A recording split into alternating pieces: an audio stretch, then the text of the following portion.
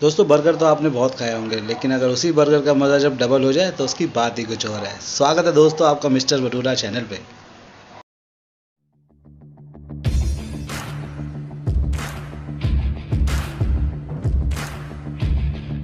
Channel को कर दीजिए सब्सक्राइब और आने वाली टेस्टी रेसिपीज़ को देखने के लिए बेल आइकन को प्रेस कर दीजिए। अब सबसे पहले यहाँ हम ले लेंगे कुछ उबले हुए आलू और उनको इस तरीके से कद्दूकस कर लेंगे। आलू को कद्दूकस करने से डालने से ये फ़ायदा होता है, अगर हम हाथ से आलू को मैश करेंगे तो उसमें कुछ मोटे मोटे आलू के पीस रह जाते हैं और वो टिक्की में अच्छे नहीं लगते। तो आलू को हमेशा ग्रेट करके ही आलू टिक्की बनाइए।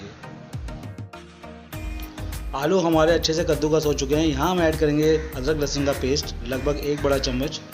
साथ ही में हम यहाँ पे ऐड कर देंगे कुछ कटी हुई हरी मिर्चें। साथ ही में यहाँ पे ऐड कर देंगे 1 चम्मच धनिया पाउडर, आधा छोटी चम्मच भुना हुआ जीरा पाउडर, आधी छोटी चम्मच लाल मिर्च, आधा छोटी चम्मच गरम मसाला, आधा छोटी चम्मच हल्दी। यहाँ हम ऐड कर देंगे कुछ उबली हुई मटर। यहाँ हम ऐड कर देंगे स्वाद अनुसार नमक और साथ ही में हम यहाँ पे ऐड कर देंगे कटा हुआ हरा धनिया। और अब इन सब चीज़ों को अच्छे से मिक्स कर देंगे।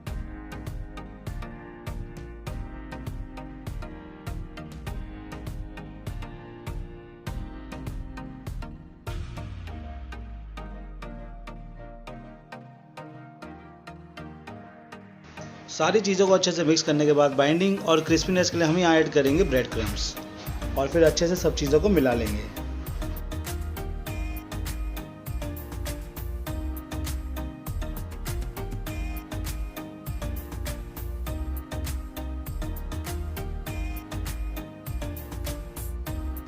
अब हमने जो ये सारी चीज़ों का मिक्सचर बनाया है, इसकी छोटी छोटी टिक्कियाँ तैयार कर लेंगे।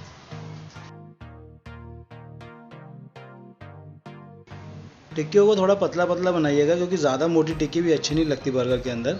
तो जो भी आप टिक्की बनाएं वो इस तरीके से थोड़ी पतली पतली बनाएं। और जो टिक्की का साइज़ है वो जो भी आप बर्गर बन यूज़ कर रहे हैं उसका आधा इंच कम होना चाहिए। और जब आप टिक्की बना रहे हो तो अच्छी तरीके से प्रेस कर करके दबा दबा के अच्छे से बाइंड कर दीजिएगा, ताकि तलते हुए वो फटे ना।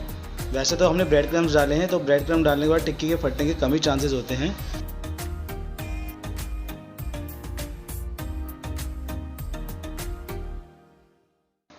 अब बिल्कुल इसी तरीके से हम बाकी की सारी टिक्कियाँ भी तैयार कर लेंगे।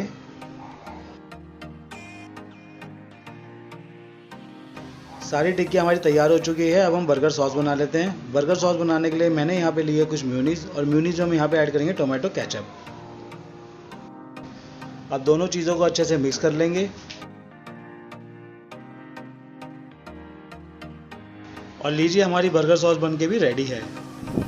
अब यहाँ पे मैंने ले लिया एक तवा और यहाँ मैं ऐड करूँगा मस्टर्ड ऑयल यानी सरसों का तेल। आप कोई भी ऑयल यूज़ कर सकते हैं, मैं यहाँ पे सरसों का तेल यूज़ कर रहा हूँ।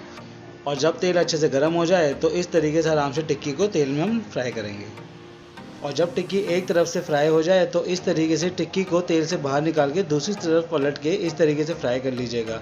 अगर आप तेल में ही टिक्की को पलटेंगे तो आपका हाथ जल भी सकता है। अब इसी तरीके से बाकी टिक्कियों को भी हम फ्राई कर लेंगे। दोस्तों आप चाहें तो किसी भी कढ़ाई या किसी भी पैन में टिक्की को फ्राई कर सकते हैं। मेरे पास ये तवा था तो मैं ये तवा यूज़ कर रहा हूँ। ये चीज़ बिल्कुल ऑप्शनल है, आप इस चीज़ को स्किप भी कर सकते हैं। आप चाहें तो कोई भी कढ़ाई या कोई भी पैन यूज़ कर सकते हैं।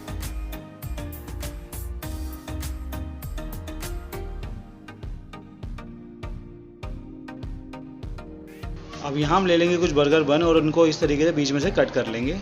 अब जिस तवे पे मैंने यहाँ पे टिक्की बनाई थी उसी तवे पे मैं यहाँ पे ऐड करूँगा अमूल बटर, और हम इस तरीके से बटर को फैला के बर्गर बन को सेक लेंगे।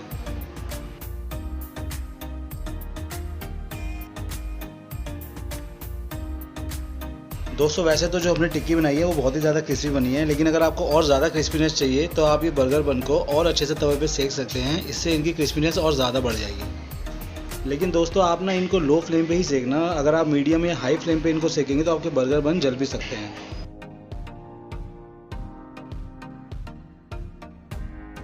अब जिस तवे पे हमने टिक्की बनाई थी उसी तवे पे हम यहाँ ऐड कर देंगे 1 चम्मच ऑयल, और यहाँ हम एक टिक्की ऐड कर देंगे। और अब जब मज़ा डबल चाहिए तो एक टिक्की और आएगी। साथ ही में ऐड कर देंगे यहाँ पे हम चीज़ स्लाइस। दूसरी वाली टिक्की पे भी हम ऐड कर देंगे।